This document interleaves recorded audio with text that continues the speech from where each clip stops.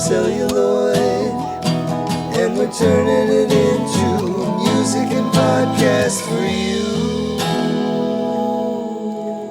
Welcome, everyone, to another episode of We Came From Celluloid. I'm here, as always, with my brother from another mother. Only today we're a tripod, and we have Corey, the vocalist from local band Imperil, joining us. We played a gig with him a couple weeks ago. Brian's been communicating. We're looking for things to happen with these gentlemen in the future. So, Corey, tell us a little about yourself, about your band. Yeah, I don't know what to say. I've never done one of these before, so Be interesting. That's all you have to do. be interesting. Okay, all right.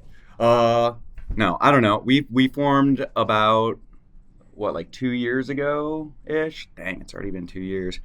And we've been gigging for about a year. Yeah, we spent like the first year literally just practicing and writing the first record, and really just wanted to like not suck before we started gigging rather than just like getting straight out there and going for it, which I mean we did kind of suck at the first show, the first couple shows. I mean, we didn't suck, but you know, a learning experience. You know, you can get it perfect in the practice space, but then the first time you go out and play it in front of real people, it's definitely different. It makes you feel better. I still only have lyrics for like 3/4 of our material, so and we still perform those songs live. Nice. No, you make an interesting point as far as like live shows can be such an interesting accelerant. You know what I mean? Like you can learn so much from 30 minutes on stage that like you somehow missed in like hours and hours of practice. It's fascinating. Right. Yeah. That's definitely what I was getting at. And yeah, I mean, it's kind of interesting how I met these guys. They actually found me off of Facebook. Like I was doing solo acoustic stuff, and I played this show like 3 years ago in Elyria. There's an event called Garford Arts Fest. It was the first one, and yeah, I did an acoustic set there, and they just ended up like coming across videos of my performance from that show online, and they were like, "Oh, dude, this guy has like pretty cool voice. You know, seems like it might be a good fit." So they reached out to me, sent me their demos, and I listened to them, and I was like, "Okay, I could work with this." And you know, just went out there and we did some covers, just to like, you know, get used to playing with each other. And the covers. And then which What kind of covers? covers? Yeah, what are you guys covering? So one of the ones was FCP Remix by Fall of Troy, which we still do live. And then we did 2 tabs of Mescaline by Glassjaw. I think that was the Glassjaw one that we did, which that was crazy. That was a bit of a interesting decision for like a first song to try jamming with someone. Like the whole end section where he just screams sailor at like almost random intervals was, so I was like, I'm not even gonna try to do it exactly how he does. So I was just like, all right, I've waited about 15 seconds, I'm just gonna scream sailor again. The song's got such a cool groove, you know what I mean? Like, yeah, no, I would assume almost with a cover that you'd have to like invent your own like alternate exit strategy. But like, yeah, that main A riff is so chill and so groovy, you know what I mean? That's a cool song. It's a cool, unique one. You know, it's funny with covers because like there's songs that I love, and I love Nick's voice, and so it's like I want to hear a certain bit of material through the prism of like our unit, you know what I mean? But there's also this notion of like, if you're gonna play a cover, Nick talks about the idea of connecting with your audience, like giving them a way to connect with you, right? So it's like on the other hand, the more obscure it is, the more it almost like defeats. It might as well be an original at that point. You know what I'm saying? Like, and that's okay. It's okay to do a cover like just because you love it as a band and want to do something cool. But there's that other side of it too. Of I appreciate what Nick has been bringing up to me recently of suggesting that we should also make room to. I don't know. It's not that either way, you're still playing songs you love, but ideally there's some middle ground where you can find something that a handful of people would plausibly go like, oh, I love that song too. I know that one. You know? With us, I feel it's especially important because I never know what the hell to tell people we sound like. Like we're a rock band. We're not a punk band. We're not a metal band. Like, but we're even like when I say rock though, like what we don't even sound like older rock bands. It's not like we're a classic rock kind of band. We're not a '90s rock kind of. We're just a rock band. it's it's. I don't think we're a generic band. I think we have our own style, but at the same time, it's like it's so nondescript in the way of everything else like around us. So I just never. It's like let's play some covers so at least people can cement us in some way within the pantheon of music that's out there. Personally, I'm more of a Head Automatica guy than a Glassjaw guy, but to each their own. Dude, I love Head Automatica. That'd be so fun to do a Head Automatica cover. Like literally all those songs are just so fun to sing that it would just feel good. But once again, that might be a little too different from what our original stuff sounds like. But also we do Fall of Troy live, and I feel like our original stuff doesn't sound like Fall of Troy either. So it's like the band that I'm curious about, because the thing that I kept feeling in my head was like classic early Boys Night Out. That's what I was feeling watching you guys. I don't even know if any of you guys are old enough to remember Boys Night Out, but I'm not hip. I'll have to add them to the list. I'm older than you, so that's a weird comment. But no, I have no idea about that band. Yeah, but it's because you didn't listen to like punk and like that general genre of music at that point in time, Brian. Yep, they were on Ferret Records in like let's say circa 2008 maybe was their heyday, but like they're Canadian band out of Toronto, and just man, they did the whole screaming, singing, like post-hardcore thing so damn good. And like as their career went on, it became more singing, less screaming, but their lyrics were always super, super dark. They have a concept album they put out that's literally like about a guy who kills his wife in his sleep and like has to deal with the aftermath of that, which is like in therapy, in a group home. I think he ends up like cutting off his own limbs trying to like kill himself, and then doesn't die. Spoiler alert, bro. Yeah, it is. That sounds crazy. It is, but like the songs are like super singable at the same time, and like the lyrics on them are super, super well thought out. What is it? It's all about the song in the head, the one where the audience is all dead. He's just wild shit he has to say. Great. So, like, so these guys all knew each other. It sounded like to some degree that they had a unit formed and approached you with an instrumental unit that was somewhat established. You had this acoustic act. Have you otherwise been in a band, or is this some of your first time like performing with a unit at all? I've been in other bands, nothing really, noteworthy. I mean, when I was like 12 or 13, I started playing bass guitar, and like within 6 months of starting to learn how to play bass guitar, ended up joining my friend's metal band. And I like still basically didn't even know how to play, but they were like, good enough. And we were not very good, but it was crazy. I mean, we got to open up for, Mushroom Head. J-Man from Mushroom Head has another band called 216, and we opened for them at Peabody's. And that was like our first time playing out, and I was like, dude, what? Why do they want us? This is so weird. But yeah, that was a fun experience. And then just like playing bass, and like my parents' friend's daughter had a band with her guitar instructor where it was just like they did covers, and I played bass in that. Yeah, other than those two, really long time ago, yeah, mostly just been doing the solo acoustic thing before this.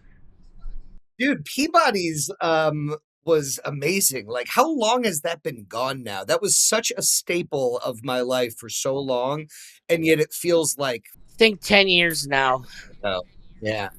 Yeah, it sucks. Yeah, that's where I saw my first show, played my first show. Like, I love that place.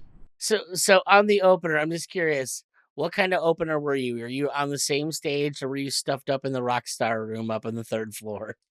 Not Rockstar Room. We did play Pirates Cove, so it was like, which that's what makes it make sense. Like the existence. In between main stage, go walk down the hallway and check out these dudes, you know? Yeah. Yeah. Which just the existence of like the fact that they had 3 different stages, I think, is the only reason we were able to play a show like that, because there's the whole, you have like the real openers on the main stage, and then you've got like the side show in Pirates Cove, and then whatever the hell's going on in Rockstar Room, which often I feel like was like a whole different genre.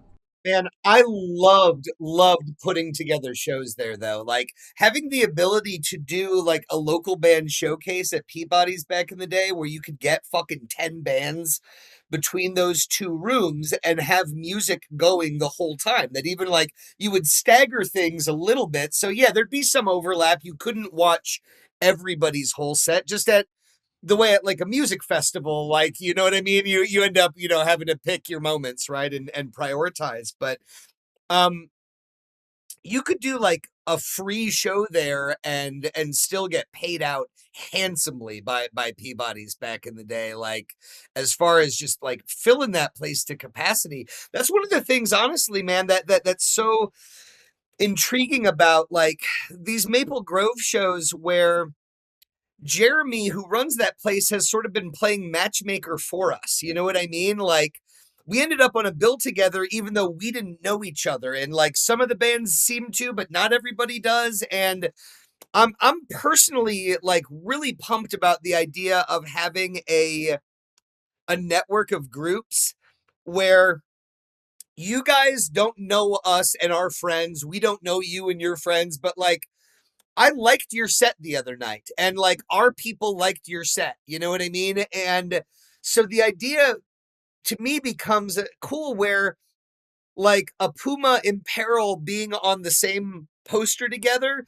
starts meaning something to your friends and my friends in a way that like increases the likelihood of any given event being one where somebody goes, I absolutely, I can't make it to all of them, but like that one I'll be there for, because like I get to see 2 bands that I love, that time. And I was at a point in my 20s, at least, of where, you could, I don't know, it felt like being a sort of almost dream curator, that to have 10, 15, 20 bands locally that you genuinely enjoy hanging out with and playing music with, I feel like we can make a scene. You know what I mean? Create a little scene for ourselves. So anyway, And that is the important word. Like, when you look at historically, like so many of the big bands happen because of their scenes. You have Coheed and Cambria and My Chemical Romance that came out of that New York, New Jersey thing with Glassjaw. You look back. What is the '90s, the early '90s all about? It's all about what was happening specifically with the group of friends in Seattle. You know, the '80s hair metal thing is very specifically L.A. If you look at the early '90s, so many of the bands come out of this one little college town in North Carolina.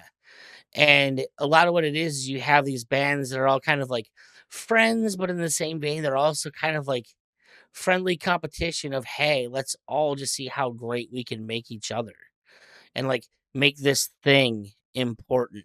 And it's always been the one thing I think that's kind of, I'm not a native Clevelander, but since I've moved here, it's like there's been a scene, sort of, but there's so much shit talk in that scene too, where like everybody hates everybody else, and like, oh yeah, we play with them, but they kind of suck, and it's just a lot of unnecessary drama and like not hoisting people up, I think.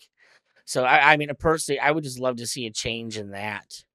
You know, I never saw a shitty side to it, honestly. I just yeah, my friends just got you know this notion of people being too old to participate in shit, that's just a bummer in society in general, right? Like I had kids when I was 21 and it made me more motivated to do stuff, but I've had great bands that I loved, and that's usually the reason why they've stopped is that like somebody had a baby, somebody got married, and they're like, I guess now we can't play with our toys anymore. And you're like, dude, I thought you loved this shit. I thought you were like a fucking lifer, you know what I mean? And it's always weird when you sort of see people fall off. Corey, do you feel like you're in it for the long haul, man? How old are you now?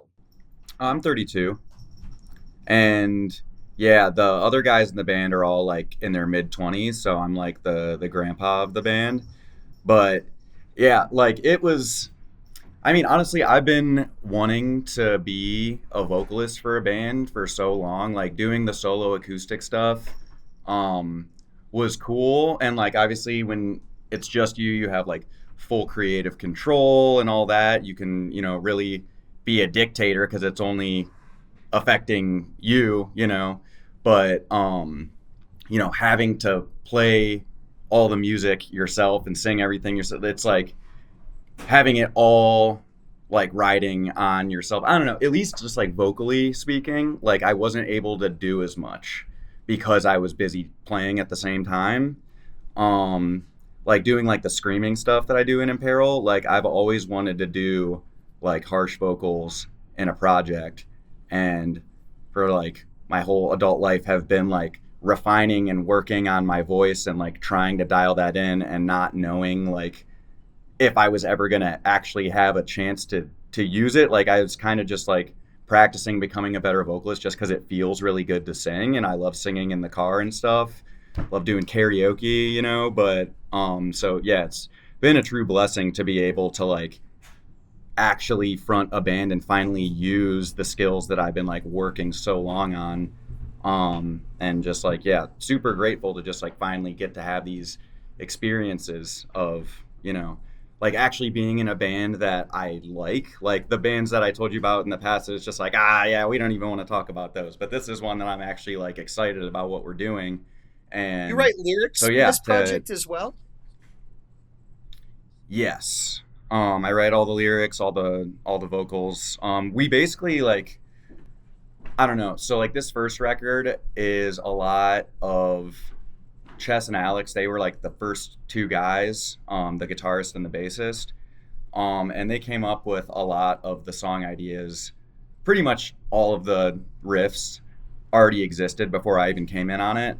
And then it was just like I took those demos and I would just listen to them over and over again and be like, do I have any old lyrics that I started that I can then that I feel like these would go along with, and then I can sort of expand upon those. And that's how some of them formed. Some of them, like our single 4 Days Alone in Alaska, dude, literally the lyrics for that came out of a sudden burst of creativity. I was literally a DoorDash driver at the time, and like from the stoplight to the like dash mart where I was picking up the order, it was like a 2-minute stretch, and I don't even know what happened or like where it came from, but like I think I was just listening to one of the demos, and then all of a sudden it was just like I have an idea for a song. And as soon as I parked my car, I like had like the first like 4 lines or so, and I wrote those down, and then I was like, oh my god, I know exactly how to follow this up. And it's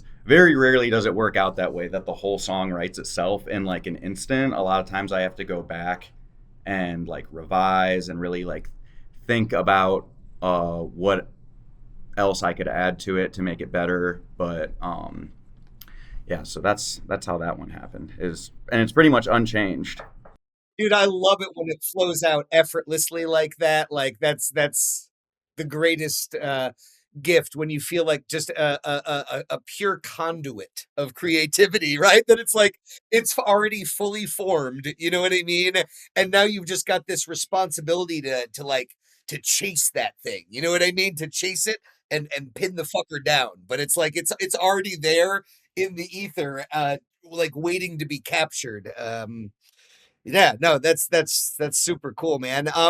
So that's an example of a particular moment of inspiration. Do you feel like, broadly speaking, there is a lyrical vision, cohesive vision that you're aiming at, or has that not necessarily revealed itself yet?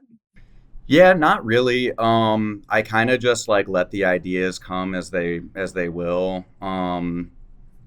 Yeah, I don't know. Some like the songs are about some like pretty random stuff. Like that song is about some like very personal, dark subject matter. But then one of our other songs is literally just basically the plot of the video game No Man's Sky. And but it's like it's a combination of the lore from No Man's Sky and an Isaac Asimov short story called Reason that's like about like questioning if God exists or not because like the robot that the guys make like thinks he knows who his creator is and thinks he can like talk to God, but they're like, dude, but we built you, so like we're your creator. And he's like, yeah, but who's your creator? The person that created you is so anyway, it's just like a very interesting story. So I kind of combined the themes of that with like the themes of this game that I was playing at the same time because they were both sci-fi, and then kind of like weaved like some of my personal life stuff that I was going through at the time into that. So a lot of times that's just like, I don't know, it's kind of like an ADHD thing. It's just like whatever's interesting me at the time when I like need to have lyrics for a song, I'm just like, I'm going to take whatever is inspiring me right now and use that. So yeah. So yeah, no like real like greater like vision. It's not like I don't have like an established like I guess I have a sort of writing style just like the way I write naturally, but I'm not like intentionally trying to like write a certain way or write about specific things. It's just whatever I think is cool at the time. No, one thing that gets exciting, when you talk about some of those songs being already formed and part of what you're experimenting with is like, are me and these guys on the same wavelength, right? It's one thing for you to respond to what you're hearing in those demos and go like, no, man, like I can hear exactly what to do, right? But you don't know yet if they're going to dig it or have, criticism or opinions or whatever. Like, you don't know, right? So you guys are feeling each other out in terms of material that in some respects, it wasn't being birthed from the unit. It was like these guys, you guys, and then we're figuring out the marriage. Have you already, in the time that you've been a band, developed new stuff together as a unit kind of from scratch? Has there been the opportunity to do some of that as well? So we haven't really started writing the new material yet. That's like the next thing on our agenda. We've been playing a lot of shows and have been working on just getting this record finished. We still have a little bit of tracking left to do. Getting me a good quality version of it. Yeah, I mean, yeah, the new mix of the single that we have out currently is just, you know, our bassist just kind of like threw together a mix for it. Because at the start, we were just like, whatever, we just want to put something out there and we don't care if it sucks. But then once it was out there, we were like, we wish this sounded better now that it's actually out there and we're playing gigs. So we have Ryan, the one guitarist from Close Down, the band that we were just talking about, Nick. And Bob, you met from. I was gonna say, listening to their newest record has got to make you like go, "Wow, we really got to up our game here on the recordings." Those are fantastic. Dude, for sure. I mean, but that's the thing. He's the one who mixed their stuff, and he's mixing our stuff. So I'm like, you know, I very much trust him to make it sound good. And like our recordings are not great. They're all home recordings. We just did it ourselves with SM58s, like in our practice space and like bedrooms and stuff. Because once again, at the time, we were like, oh, we don't really care. We're just gonna put this first thing out, and it's gonna suck, and then we're gonna get better from there. But the fact that he's been able to take those shitty recordings and make it sound something like pretty good, I'm like very impressed that he's been able to polish the turds that well, as they say. My favorite drum tracking I've ever personally recorded was done with an SM57 over the snare and an SM58 in the kick drum. That was it. That's all I had to do deal with it. And somehow, like, I managed to just capture the room in a way that worked out beautifully for the songs that we were recording at the time. It's not like there wasn't other drums. It's just like that's what I had to work with. I panned, and those were panned mono. I couldn't even like split them because I needed the other channel to get the keyboard into the reference. So Is there a track that's at a point now that you'd be comfortable with us like throwing it on the end of the episode, right? So that anybody who's ever listening to this can like end with hearing your band. Is there something that you could shoot us over that would be everybody would feel good about in that respect? they put it up on Spotify. Yeah, I'm down. I'll send you the but that's the one that's on Spotify is still the shitty one that we did ourselves. I can send you the finished file. I didn't say it was shitty. I just said I could see where you're going with it. That's Yeah. all. It wasn't horrible. I still I kind of liked like it. But I definitely like Ryan's mix more. Yeah, I can send you the Ryan mix of the single if you want to put that on there. But yeah, so to circle back to your previous question about just like writing new stuff as a unit, that is our plan for the next one. Because yeah, basically Alex and Chess had all these riffs, right? And then they're like, all right, you can just do whatever you want on it vocally and lyrically. And then like Reed, our drummer, like he's playing the drums, like the drum parts he's playing are like his interpretation of, because they had programmed drums on the original demos. So he kind of took that as a jumping off point and then added his own style to it. But it's going to be really interesting to see like when he's just starting from scratch and they're fully just his own drum parts and his original ideas. And then like I play guitar too and bass and stuff. And like me and Chess have talked about, he's like, dude, yeah, if you have any like, you know, cool riff ideas that you think would work for the band, like I'm definitely down to like use those for songs. And, you know, you could just show me how to play them and stuff. And I mean, I've even thought about like maybe it could be cool for me to like play guitar for some of the new ones live, but then once again that comes back to like restricting what I'm able to do vocally, like literally like But you know, it could be a thing too. You could put something on the record that doesn't necessarily become a live track. I've always thought about stuff in terms of having that desire to perform it. If we're gonna write it and record it, I want to be able to perform it. But the reality is that you don't have to, right? Like that from a recording perspective, the idea of you having like a solo acoustic, you know, track like that, you know what I mean? Even if you're going like, no, I don't want to disrupt the flow of the show necessarily, but like, yeah, you could still certainly sky's the limit in terms of the albums, right? I mean, we do actually have one song that's solo acoustic where it's just me singing and playing guitar, and we are planning on starting to do that live. My acoustics are both kind of messed up, and I actually have Ryan, once again, he offered to help fix them because he used to do guitar tech stuff. And yeah, anyways, so once my guitars are fixed, I'm going to start practicing that song and we're going to start doing it live. Not every time, it just depends like on how long of a set we need to fill out. It's just one extra thing we could add. So probably like if we end up headlining again, playing last, you know, we've talked about just like ending the set with that, because it's also like the way the record goes is like it starts off, the first track on the record is the one that we play last live normally, so we like end with the album's intro, and then the acoustic track that ends the album, it like the lyrics mirror each other and the vocal melodies mirror each other, and it's they tie into each other. I describe it as like they're the bookends of the album. And the yeah, like lyrically, when I said the lyrics tying together, not so much thematically as it is just like the rhyme schemes and like the cadence, the rhythm of it, and the melody. If you listen to them back to back, you'll see how they mirror each other in that way. But the lyrics on the album intro are very dark, And just basically it's just a song describing a state of just like complete like despair and like having given up. And then the acoustic song that ends the album is like the polar opposite. It's actually a love song that I wrote for my girlfriend, because she actually like helped me through that dark time that I was describing in the album intro track.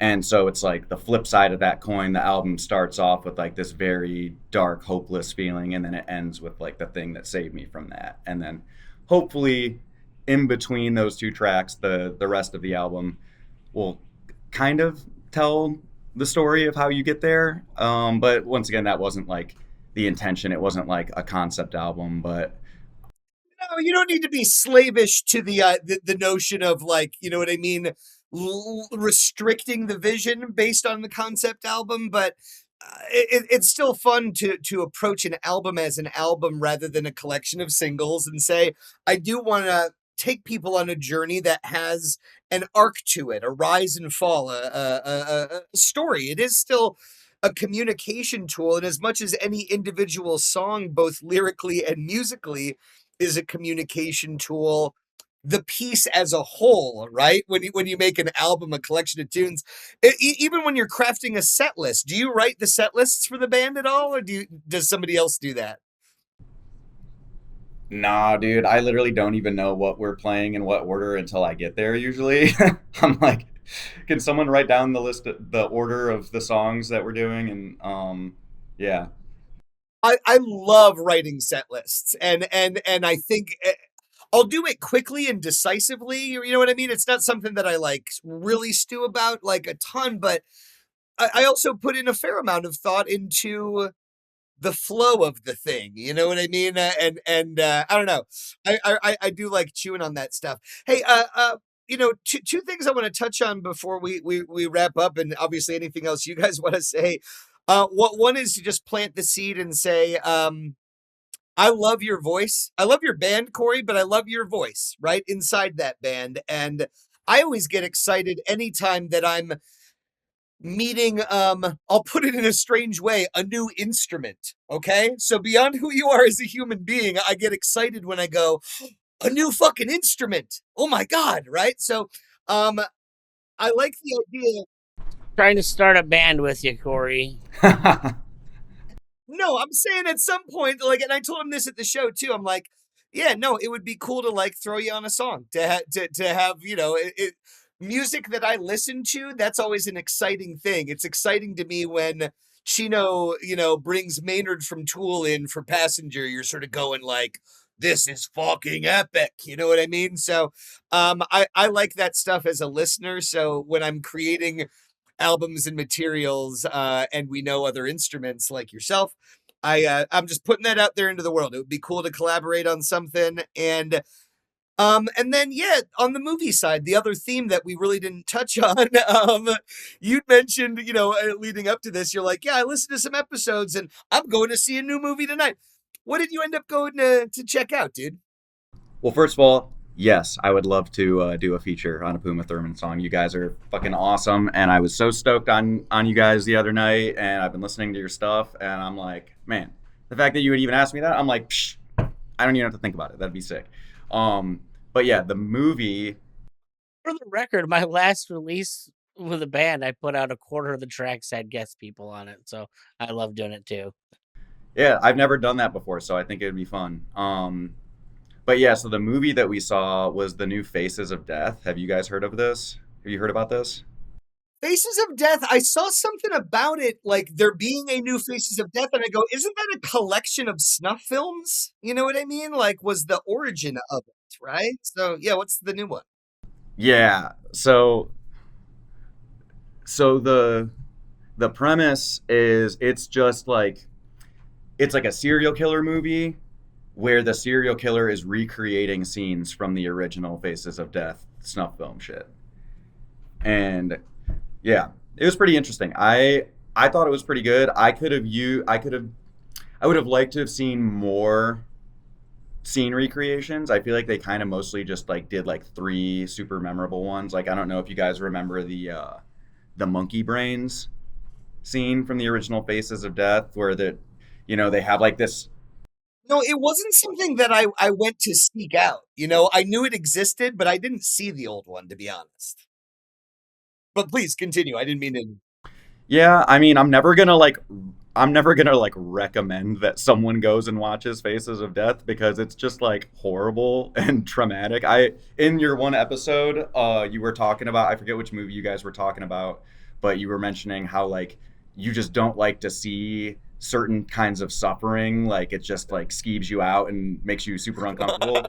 Faces of Death, I'm confident would do that, and it's the type of shit where like you'll get it in, it's gonna imprint itself on your brain and you're never gonna be able to unsee it. So The thing with Faces of Death is that we used to do it as a challenge back in the day. It's how far can you make it into the movie before like chucking or having to shut it off. Because yeah, it's rough. And there was Rotten.com for a minute back in the day that was sort of like another version of that, right? Where I remember a few days of going down rabbit holes where I was looking at like photos of like the aftermath of like bear attacks and like, you know what I'm saying? Stuff like that. What's that? Oh yeah, Chris Farley's. My wife's reminding me. Chris Farley's like corpse with this weird fucking bubble coming out of his face. Yeah, it's one thing to have morbid curiosity, but what you talked about, the idea of something imprinting. It's like a self protection thing. Yeah, that I sit there and go, how much fucking heinous shit do I need to intentionally seek out? But I love horror movies still, you know what I mean?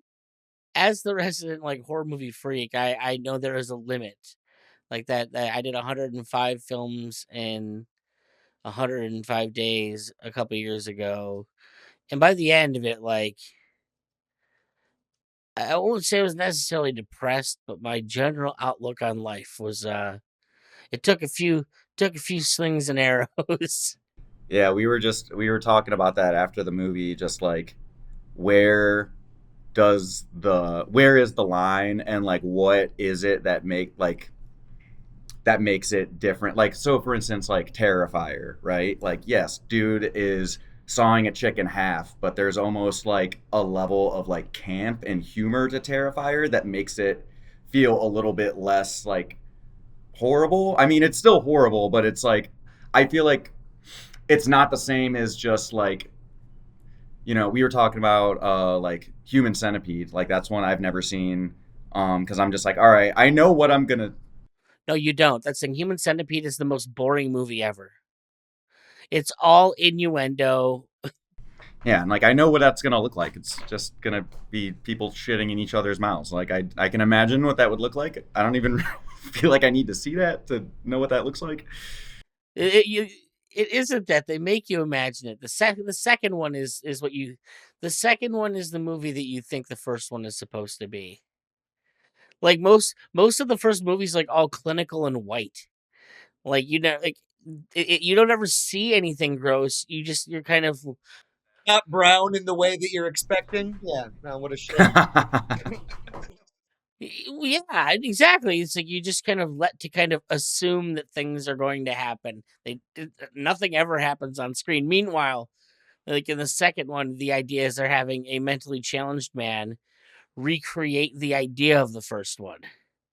And he's doing it with like rusty blades and like conking people over the head in the stairwell and dragging them back to his like place where he's got like, yeah, that one is actually about as disgusting as you think the first one's gonna be. I was so underwhelmed with the original Human Centipede because it's like conceptually it's disgusting and you want it to be one of the most depraved movies you've ever seen. But I'll tell you right now, Hostel is way worse than anything Human Centipede hoped to be by margins. That was the one that I said like I remembered seeing when I was younger and just being like, I don't like this. This is just like just suffering. Like, it's just watching people suffer. There didn't even really seem to be much of a plot from what I remember, or if there was, it was just overshadowed by just how hard it was to watch.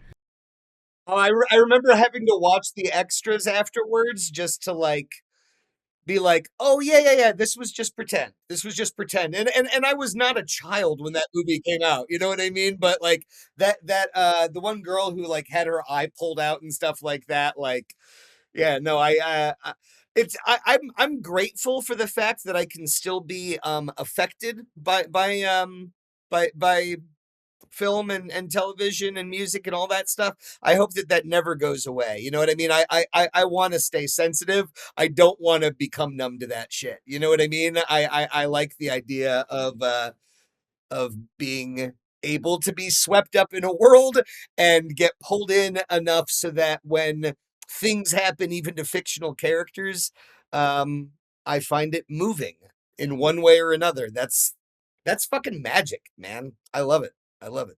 If you want to watch something that's over the top and pretty intense, I recommend checking out the movie Martyrs sometime. Nice. I actually have a list I've been looking up and then screenshotting on my phone all of the movies that you guys have been mentioning in the episodes I've listened to because I want to check them out, or at least the ones I haven't seen. Martyrs, 2008 film or 2015 film? It's the one with two women on the cover. Okay, yeah, the 2008 one. And this one will give Hostel a run for its money, and like also have an ending that is like super thought provoking, and like you're gonna think about it for days. It's wild, but in like the darkest way imaginable. Yeah, no, I think there was like a timing thing with the video.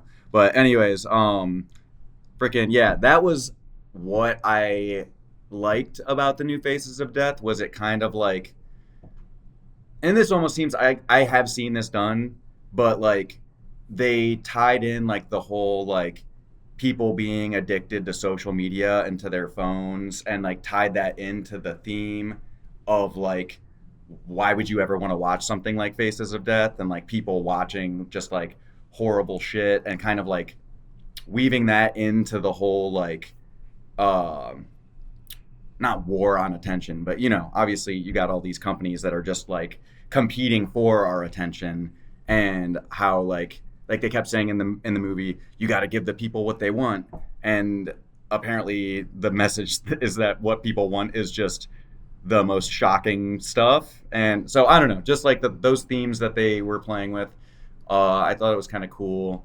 the way that they did it, and it had me thinking about the implications after the movie, because like the killer guy, he's like targeting people who he feels like he's targeting, like influencers and stuff, but then he, as like the word spreads about what he's been doing, it gives him a little bit of fame and he gets a taste of it, and then he starts like falling victim to the same shit that he was like criticizing and wanting to kill people over. So I thought that was kind of fun. Oh, I have to watch this now. This sounds you great. see him like turn into he like turns into a influencer himself by doing the killings, and then he's like, my fans, I have to give my fans what they want, and it's like, oh my god, dude. I was gonna wonder if there was gonna be some weird Gen Z angle on this movie, because when you initially mentioned it, I'm like, are they just gonna like do types of deaths that would terrify Gen Z kids? Is that the idea behind this one? You know, like, oh my god, the internet ran out. I can't order DoorDash. I'm gonna die here. And like, there's a convenience store just down the street, but they don't know to go to the convenience store. Something like, you know, making a phone call, public speaking, deeply terrifying things. Yeah. Yeah, I mean, so yeah, they definitely did, like, it wasn't in that way that they did it, but there definitely was that like Gen Z spin on it. But it didn't really seem so much like it was like, hey, this is Faces of Death for Gen Z. It was like Gen Z or Gen Alpha or whatever, and just like, you know, the kids that are like born with social media in their hands already. What are the implications of that long term? It feels like it was adults wrote the plot of the movie about that, not like for that demographic, but inspired by that demographic. They're a little the old man shaking his fist on the lawn kind of stuff, in a way, a little bit. A little bit, but in the end, it didn't end up seeming like the message of it was like internet bad or phones bad or social media bad. It did just seem like by the end of it, they're really, I don't even know if there was a message. By the end of it, it's just kind of like, it was just kind of like a roller coaster and just like it ends in kind of a crazy way. And I think at the end of it, it's just kind of like the point of it was just, well, that was fun. Like, There's a certain amount of it that sounds like it parallels Bo Burnham's song "The Internet," like in a lot of ways. I I just got my girl hip to that Bo Burnham Inside thing. We haven't watched it together yet. I watched it when it first came out, but I sent her some songs from. I specifically sent her the sexting song. I don't know if you're familiar with that one. That's kind of a that's kind of a fun song to send to your girlfriend or wife. That song's hilarious. What's funny is I was never a Bo Burnham guy. His comedy never did it for me. But that Inside was particularly and the one thing that you can say about the guy is whether or not you like what he does, he is way super smart about how he does it and like what he does. Like that's certifiable genius in my opinion. Like just too intelligent. Dude, oddly enough, I don't think I've seen any of his specials, but I love him as an actor in the movie Promising Young Woman, which I've watched probably 3 or 4 times. And he's outstanding in that film. And I love that movie. I love him in that movie. Yeah, so I know Bo Burnham more just as a dramatic actor, oddly enough, than I knew that he has. I know that that's what he's famous for is his specials, but I actually haven't seen any of them yet. Just watch Inside. That's the important one. The other ones are more just like kind of standard stand up with some music incorporated. Inside was just like genius work of art. Like, Well, I don't think he's doing stand up anymore, even is he? Like I think that was kind of like his farewell to like the world of stand up. yeah, it was like his swan song, maybe. I don't know. I don't. I mean, he's just got a lot of opinions on like the way the world is going and whether he wants to be doing what he does in that world. Well, that's what was so good about it too. Was like he was like questioning all of that in the material of Inside. It's like he was almost like, you know, not making I can't think of the word I'm trying to think of. Not like making a mockery of his own work, but like parodying himself. He was almost like parodying himself and like talking in some of the songs about like, does the world even need to hear my message? Like I'm just another, one of the many million people out here just being like, listen to me, hear me, everything that I have to say and think is important. And he's like, maybe I should just shut the fuck up. And I was like, oh yeah, that's an interesting take. But it's like meta because at the same time, like this is a special on Netflix that I'm watching. So like to get that message out, you still are putting it out there. I don't know. It was really thought provoking thing. It happened at the time of COVID. Well, you may have heard us reference that idea of delusional self belief, right? And maybe that's a nice capper too, is to sit there and say, not here, folks. Every word that spills out of our mouths is fucking precious gold, precious pearls. No, I'm kidding. But like, no, it sounds like even inside the self-referential, right, nature of that special. I talk about delusional self-belief, right? That everything we're doing, the MGM Latin logo underneath that lion, every time one of those movies starts, it translates to art for art's sake, right? And the idea of saying even something ephemeral and temporary, like a conversation, like fucking drawing in the sand before the tide comes in, you know what I mean? Even in a thing that doesn't have permanence, the act of creating is always worthwhile, right? It is a worthwhile endeavor, even when no one's watching, even when it doesn't last. But there's something really appealing about trying to make things that do last, that I think it's nice to, a term like legacy hits a lot of people's ears where they're like, I want that. I want to be remembered. I want things that I did to matter. I so we keep trying. We keep trying to birth things into the world that that maybe matter. But yeah, I think just the act of creating any of it is a beautiful and worthy act. So whether it's Faces of Death or a new Imperil track, or like I said, footprints in the sand, so to speak. 3 cheers to creating, I say. Yes, hip hip hooray! Way to tie it back in and make it feel like it was structured and we didn't just totally go off on a separate tangent. Nick, Oh no, tangents is all we do here, boys. did I land the plane? Did we do okay? Oh yeah, I've. I think we there landed you go. just fine, boys. To all you people out there in internet land, thank you for hanging around this long. Keep listening, because I think we're going to try and play a track after this. Take it easy.